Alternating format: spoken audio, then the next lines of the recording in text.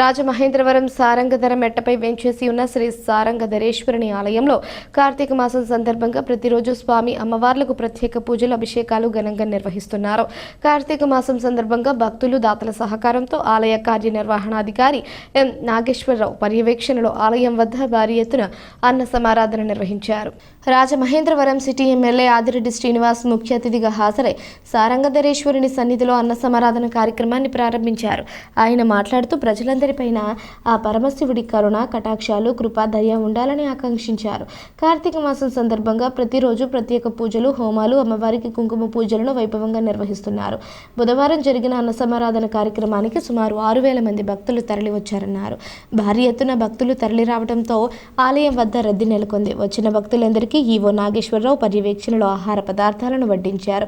ఆయన మాట్లాడుతూ ఈ నెల 29వ తేదీన స్వామివారి కళ్యాణం నిర్వహిస్తామని తెలిపారు. అన్నదాన కార్యక్రమాన్ని దాతలు భక్తుల సహకారంతో ఘనంగా నిర్వహించామన్నారు.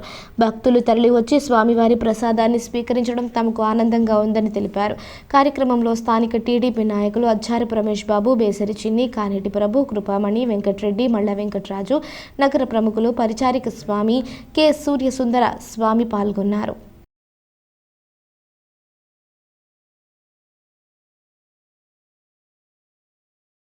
రాజమహేంద్రవరంలో శ్రీ సారంగధరేశ్వర స్వామివారి దేవస్థానం నందు కార్తీక మాసం సందర్భంగా ప్రతిరోజు కూడా స్వామివారికి విశేష అభిషేకాలు, అమ్మవారికి కుంకుమ పూజలు జరుపుడు జరిగింది. భక్తులు అధిక సంఖ్యలో వచ్చి స్వామివారిని దర్శనం చేసుకొని తీర్థప్రసాదాలు కూడా తీసుకోవడం జరిగింది. మహాశివరాత్రి రోజు కూడా స్వామివారికి అభిషేకములు, హోమములు, లక్షపత్రి పూజ, స్వామివారి కళ్యాణం కూడా 29వ తారీఖున జరుగుతుందండి.